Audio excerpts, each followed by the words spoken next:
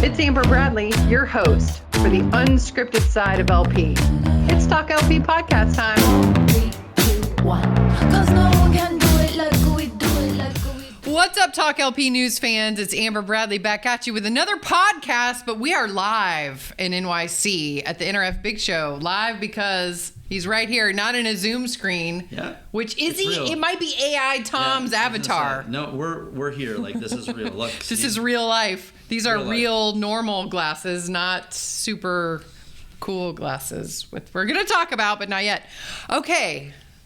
Tom Meehan, welcome. CEO of Controltek. What's up? What's up? Thanks for having me. Yeah, welcome. Exciting. It's I know. excited to be here. We've done a couple Tom's tech tips, Yep. which I really enjoy. We got to get back at those because Yep. there's lots of questions that I have just personally that I have a list for you, but we're not going to talk about those today. We're ready, but this one is not virtual, so it's different. Yeah, We're here it's different. close, trying to figure out how close to get, right? We with the have, angle. yeah, we have to talk serious stuff because RFID, and you could talk about a million things, but I know I'm kind of zoning in a little bit of what Controltek does on purpose because it's almost like RFID has gotten a rebrand. Like you guys got to glow up, as my daughter would say. Which, not that you needed to glow up like you were like that, scrawny little middle school person, but let me read some stats here. RFID got its sexy back. Let's just say that because I did some recent interviews with two VPs of asset protection for major companies to be rolled out soon. Talking about, I asked them, what's the one technology that you couldn't live without? And RFID is what they said. And that's like old school. People are like, tags at the door, what? And they were like, no, Amber. It is a strategic tool that we're using. So talk about that. So I think it's funny you're bringing it up because there's always this stigma of, I tried RFID 20 years ago, it didn't work. Or it was expensive. Or is expensive. Yeah. So some of the challenges will always be there with RFID, but there's a couple things that have really changed it. And I think COVID may have accelerated it because some retailers really understood the need for knowing where things are, but that really wasn't the driver. The technology is more affordable today than it's ever been. The technology also works better. So the sensitivity, which is how a device actually reads a tag, is off the charts compared to what you would see even 10 years ago. There's a standardization and a wider adoption curve for RFID for inventory management or real-time location. But there's kind of been this resurgence of loss control or asset protection applications of, I really need to have a more forensic approach to understand what leaves my building and who it left with. And RFID is perfect for that because it takes what before was an object that, hey, I've got video of that guy, I don't know who that guy is, and he's got a bag and I'm not exactly sure what it's in. Now you have a serialized number that's associated with, I know that person left with 20 red polo shirts and they left at this time, and I can validate that it wasn't paid for, and it really drives back the information. But one of the greatest things is the visibility that you get from a data perspective to not only understand what happened, when it happened, but now you can get back replenished and get what you need. I think the adoption curve now, if you come off the show floor, there's a tremendous amount of folks talking about RFID, and my answer always is great. For an apparel retailer, it's a no-brainer. For an athletic shoe, it's a no-brainer. It's really a no-brainer for anybody that needs to know where something is in their supply chain, and it drives sales. So yes, we're talking about LP, so you get all of those LP benefits, but you know what you have when you have it and what you don't have, so you can get it in the store to sell it. Yeah, a big thing they were talking about is not only can they figure out the theft part, right? It was this guy on this day and they're taking this, but when you're in this battle of, well, if you don't have my size, I'm just going to buy it online. Mm-hmm. You actually solve an out-of-stock problem with this thing because you can know where is it and then when did it go and then, now I don't have all of this inventory and I've got an out-of-stock problem. Yeah, anything that's auto-replenished today, RFID alleviates that. Is that number accurate? I don't know if you ever remember, like you go to the store, this was like the thing when for years, you go to a retailer and be like, I looked online, and they go, oh, it's never right. It's never accurate. That goes away. Yeah. And depending on what study you read, barcode scanning inventory is about 66% accurate, where with RFID you can be at 98 to 99% accurate. So you just think of it that way. Buy online, pick up in store. Nothing frustrates a customer more when they order something that the system says they have and they don't have it. Yeah. And customers have tons of options today, right? Like they can shop online, get something right away, or go to a competitor. So it's a huge, huge difference. Yeah, you don't have it. You don't have what I'm looking for. And I got in my car, I got dressed, went to you. I'm right there in your aisle, searching up something I can get delivered to my house. Yep. So the accuracy piece is imperative. And then also when there is a theft incident or a loss incident, you know what you need in real time. There's a big difference. It's not that taking physical inventory of PI once a year or twice a year, and it really, really makes a difference from the customer service standpoint. And everybody that we work with that deploys it in any fashion sees an increase in sales, but it's all of the other things that you can do with it that really adds the value. But at the end of the day, that is the key driver, knowing what's there. High velocity merchandise, that you sell very quickly, you have to know you have it. Yeah. And it's around, I would say, any type of retailer. It's not. Yeah, it could be grocery even. I mean, grocery is huge because especially if you get cleaned out on something, a grocery item, it seems, is so much easier to get. I mean, just you got online, you got the guy down the street, so the inventory. So why didn't people know this? Is this a new development, or people are just waking up to the fact that it can do it? No, I really think what we talked about is standardization of technology, improvement in technology, the adoption, of tags. So Walmart obviously helping drive, going out very publicly and saying, hey, we're going to mandate things to be source tagged. That makes a big difference. But when I started, in the late 90s, I remember in 2001 doing an RFID pilot, and it was very expensive, and it didn't work. Because you were with Bloomies, but Home Depot prior to that. Yeah, so Home Depot. That was back. So you were a retailer. Yep. Yeah. And throughout my not my whole time, but I think from 2013 on at Bloomies through the, we had some level of RFID. We actually 2 fully rolled stores. I would say that if you want to learn about RFID, Macy's is a great place to look at where the implementations are. Joe Cole and I. One of my podcasts. Yeah. How'd you know? Yeah, I've known Joe for a long time. We essentially we worked side by side when he was in Macy's and Bloomingdale's, and obviously worked very closely together. And I think that's a great use case that I would say they pioneering a little bit different a way to do it, but the adoption curve is being driven by all of those things. And I say, this isn't your grandma's RFID. The technology is far different than it was. Your grandma got a glow up. Yeah, it's not the same as it was 20 years ago. And like anything with technology, the smartphone, all of the things, if you think about it, drive the cost down. So component costs change. We really are in a different place, and there's more players. There are more players that are out there enabling RFID. All of those things are good. I always say competition breeds innovation. So when people aren't you worried about competition? No, it's what makes companies better. It's what makes companies innovative. It's one of the things that's super, super important. If there's 1 or 2 players in a market, the innovation is generally stifled. Now, if you go to that floor, I walked for hours today, and there wasn't a section of the floor that they didn't have something to do with RFID. AI was the other big topic there. Let's talk about AI, because you brought it up, and it's also the hot button. I'm already sick of saying it. It's January 10th. We said it a lot last year.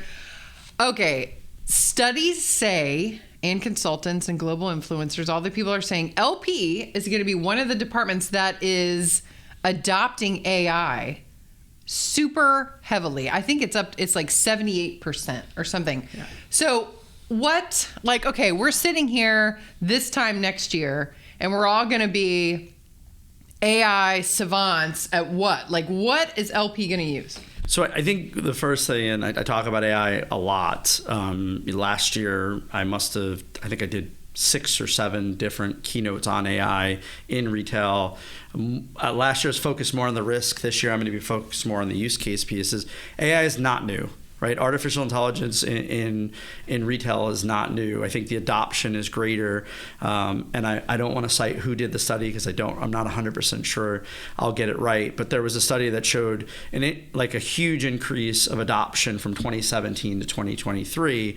But the other thing the study said, and I love studies, is while 35% of participants are using AI today in a greater fashion, 80% are considering it. So I'm not sure what that means when I read a study. Yeah. Right. That's an interesting one. But artificial intelligence at its core is a computer mimicking human intelligence or human behavior. So the newness of AI is really driven by Gen AI and the attention to it. But NLP specific, exception-based reporting, risk modeling are things that are increasing dramatically, but they were there before. Another big one in loss prevention is computer vision. So, that's taking the image, right, it doesn't necessarily need to be anything more than simplify it than you're taking an image and you're using artificial intelligence or a model to identify what it is. That could be, people counting, traffic, facial recognition. So again, anything that a human would have done manually before, you're using a computer to do that. So I'm not sure of the study you cited, but what I would say about AI is that there's a lot of conversation about it, and it's taking the old into the new. One thing I saw at the show today, and it is someone that we partner with, Controltek, but they introduced AI radio, the concept of taking an analog or digital radio and transcribing that data in to be able to use it.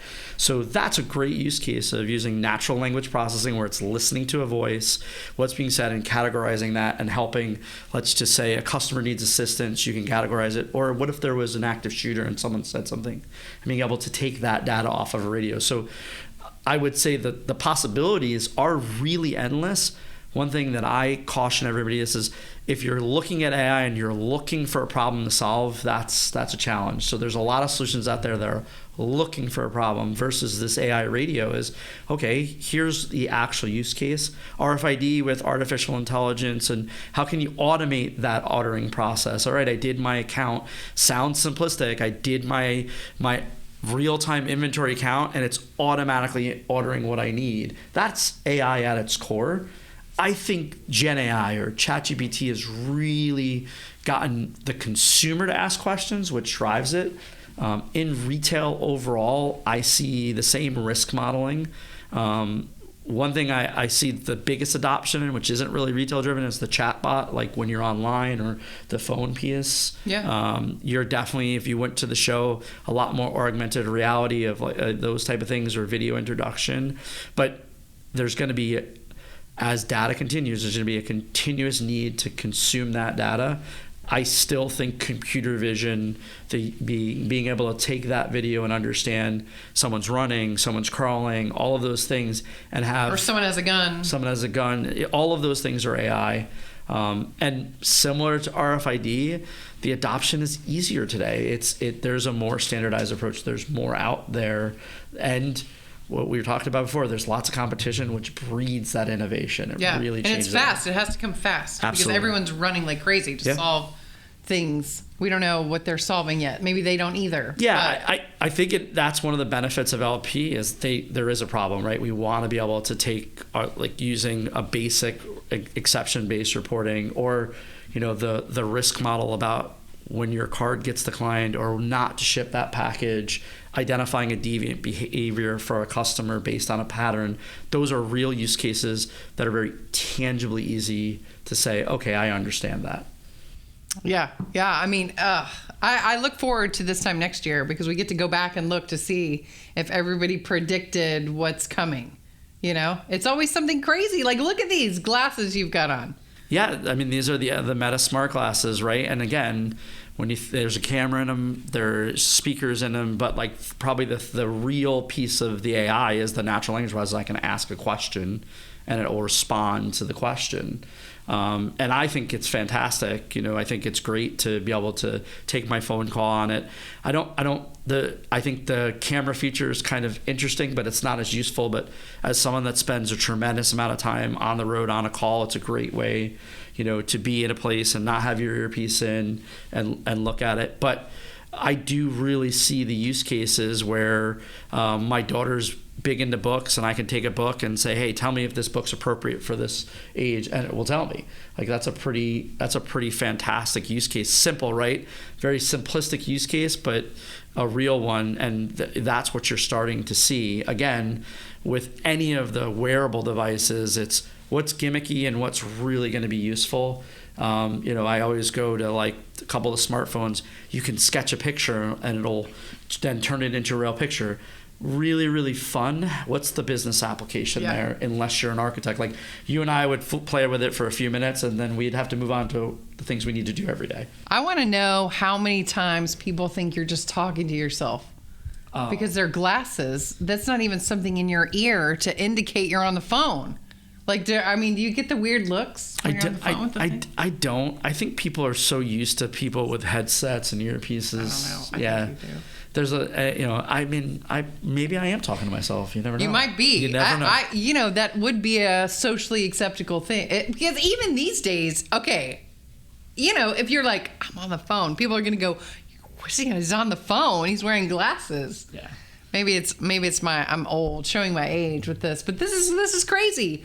You were recording me, I was recording you with my phone. We're gonna post that because that's cool. Look at me taping you, taping me. Mm-hmm. See that? Look at that.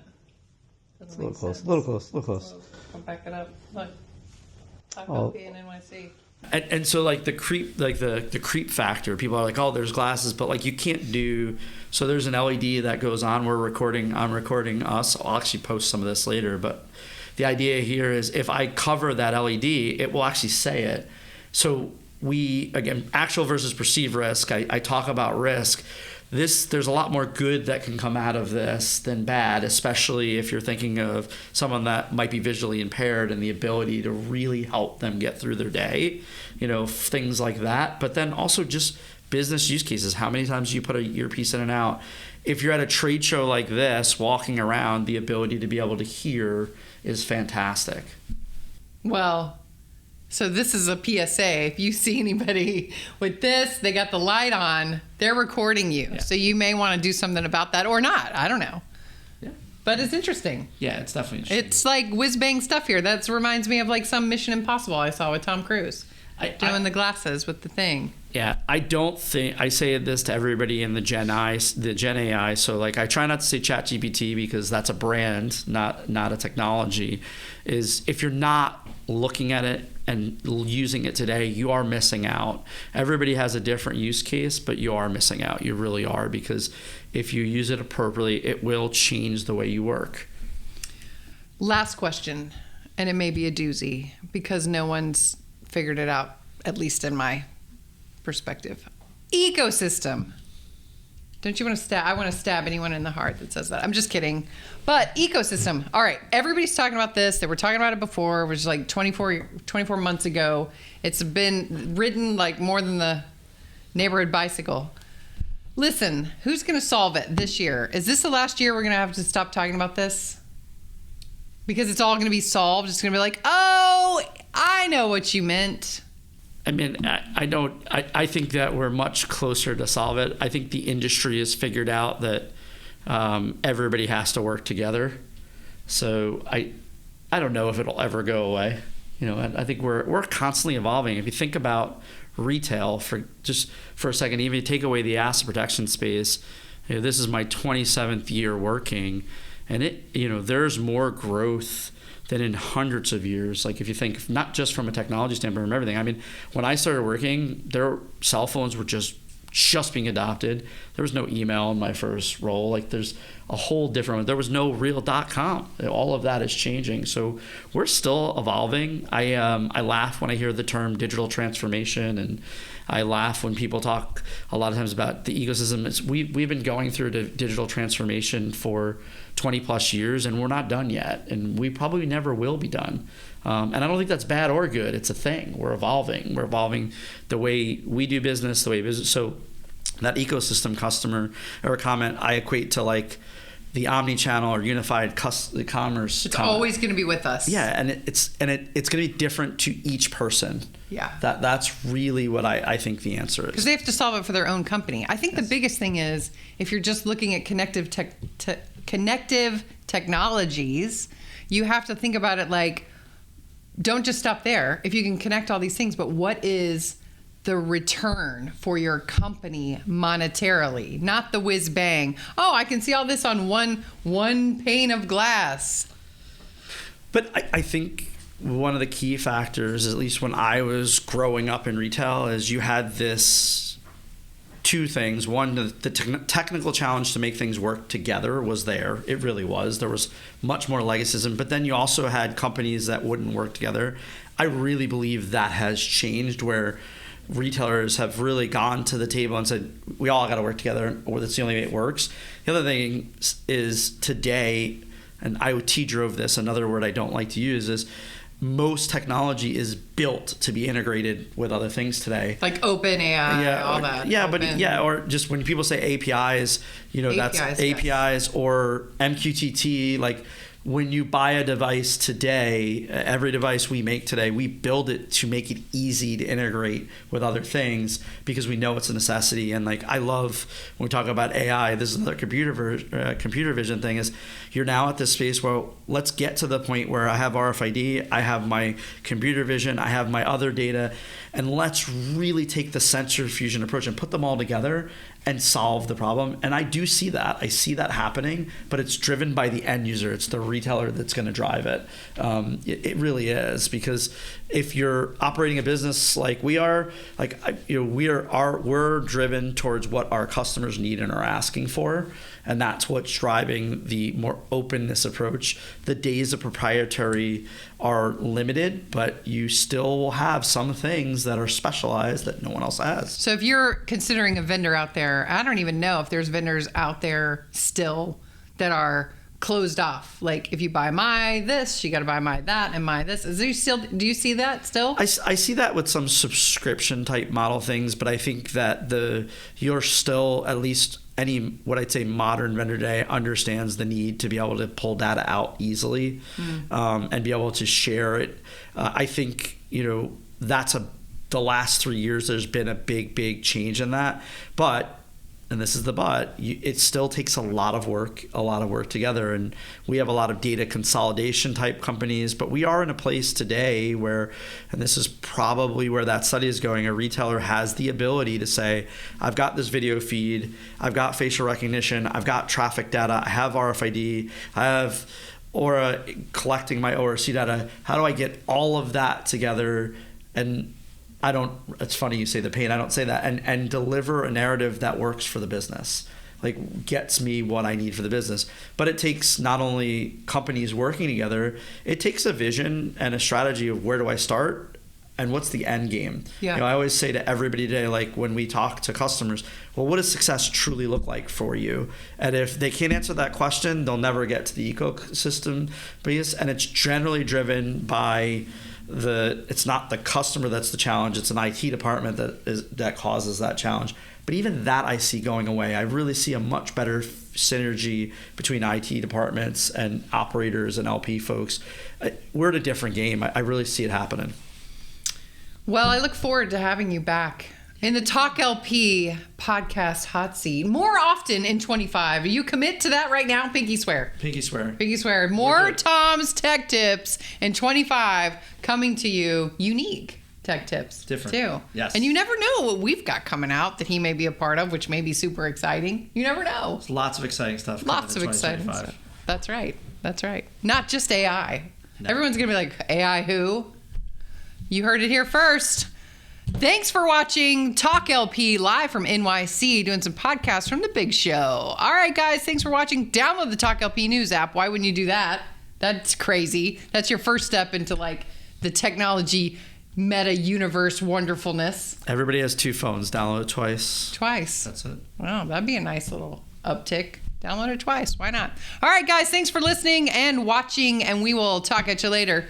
Peace. Cause no one can do it like we do it, like we do it, like we do it. Cause no one can do it like we do it, like we do it, like we do it.